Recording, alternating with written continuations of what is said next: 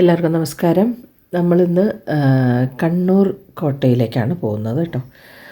അപ്പോൾ വളരെയധികം historical importance ഉള്ള ഒരു സ്ഥലമാണ് കണ്ണൂർ കോട്ട, അഥവാ സെൻറ്റ് ആഞ്ചലോസ് കോട്ട എന്നാണ് അറിയപ്പെടുന്നത് കേട്ടോ. അപ്പോൾ സെൻറ്റ് ആഞ്ചലോസ് ഫോർട്ട് എന്നാണ് ഇത് അറിയപ്പെടുന്നത്. അപ്പോൾ ഇത് സ്ഥാപിച്ചത് പോർച്ചുഗീസുകാരാണ്. 1505 നിർമ്മിച്ചത്. പോർച്ചുഗീസുകാരാണ് നിർമ്മിച്ചത്. അതിനുശേഷം ഇത് ഡച്ചുകാർ പിടിച്ചടക്കുകയാണ് ഉണ്ടായത്. ഡച്ചുകാർ വളരെ കാലം 100 കൊല്ലത്തിലധികം ഇത് കൈയടക്കി വെച്ചു. അതിനുശേഷം അവരിത് അറയ്ക്കൽ രാജവംശത്തിലെ അലി രാജയ്ക്ക് വിൽക്കുകയാണ് ഉണ്ടായത്. അതിനുശേഷം ബ്രിട്ടീഷുകാർ ഈ കോട്ട പിടിച്ചെടുത്തു. ഇപ്പോൾ ഈ കോട്ടയുടെ അവസ്ഥ ഇങ്ങനെയാണ്. കോട്ടയുടെ വലിപ്പമൊക്കെ ഡച്ചുകാർ തന്നെ കുറച്ചിട്ടുണ്ടായിരുന്നു, ചിലവ് ചുരുക്കലിന് വേണ്ടിയിട്ട്. ഇപ്പോൾ ഈ കോട്ടയുടെ ഒരവസ്ഥ ഇതാണ്. വളരെ നന്നായിട്ട് തന്നെ പ്രൊക്യൂർ ചെയ്യുന്നുണ്ട് നമ്മുടെ ടൂറിസം ഡിപ്പാർട്ട്മെൻറ്റ്. നമുക്ക് എന്താ പറയുക, കുറേ ഈ കണ്ണൂർ ടൂറിസത്തിൽ ഏറ്റവും പ്രധാന പങ്ക് വഹിക്കുന്ന ഒരു സ്ഥലമാണ് ഈ ഒരു കണ്ണൂർ കോട്ട അഥവാ സെൻറ്റ് ആഞ്ചലോസ് ഫോർട്ട്. ഇത് ഇന്ത്യൻ മഹാസമുദ്രത്തിനെ ഫേസ് ചെയ്തിട്ടാണ് ഈ ഒരു കോട്ടയുള്ളത്. വളരെ ഭംഗിയാണ് കേട്ടോ കാണാൻ. ഇതുപോലെ തന്നെ തലശ്ശേരി കോട്ടയും ഏകദേശം ഇതേമാതിരി തന്നെയാണ്. വളരെ ഭംഗിയുള്ള കാഴ്ചകളാണ് ഇവിടെ.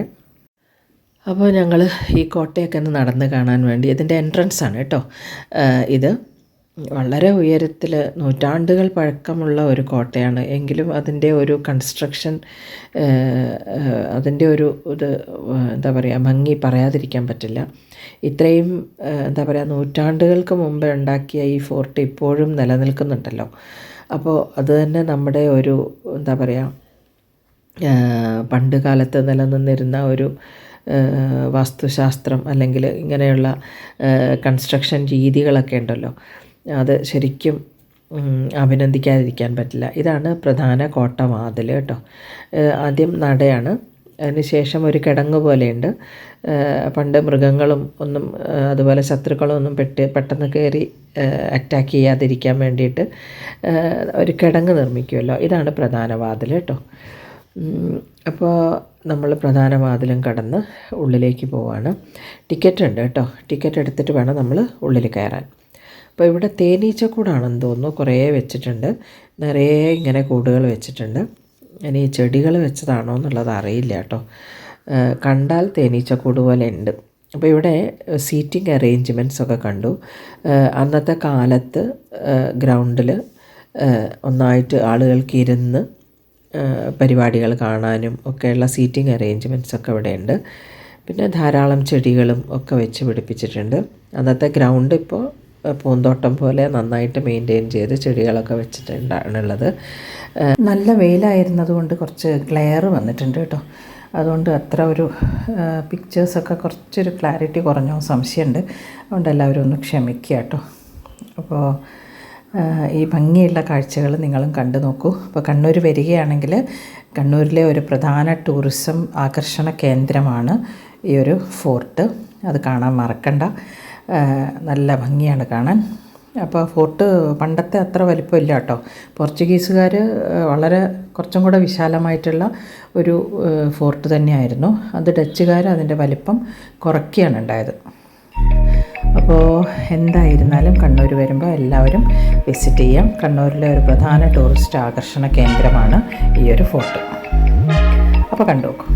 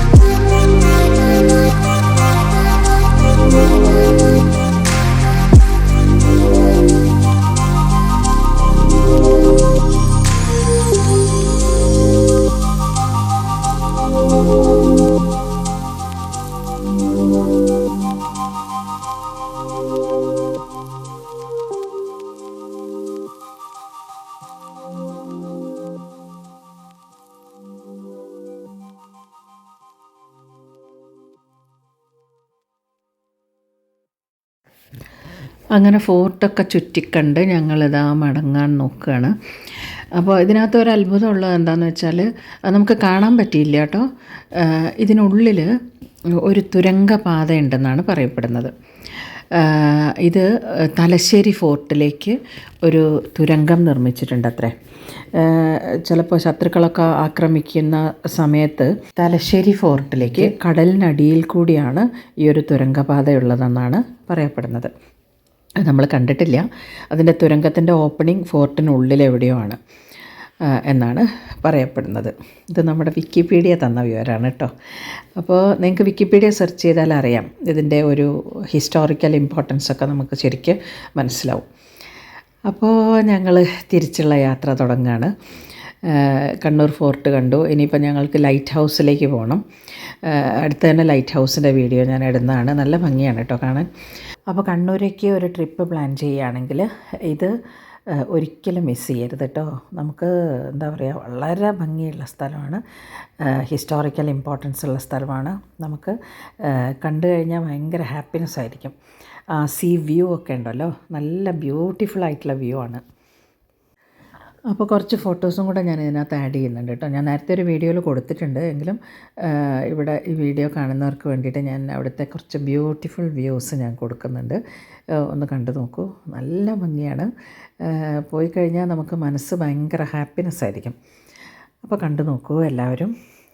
അപ്പോൾ ഇനി എൻ്റെ ചാനൽ സബ്സ്ക്രൈബ് ചെയ്തില്ലെങ്കിൽ എല്ലാവരും ഒന്ന് സബ്സ്ക്രൈബ് ചെയ്യുക, ലൈക്ക് ചെയ്യുക, ഷെയർ ചെയ്യുക, അതുപോലെ കമൻറ്റ് ചെയ്യുക. ഇനി മറ്റൊരു വീഡിയോയിൽ കാണുന്നവരെ നന്ദി, നമസ്കാരം.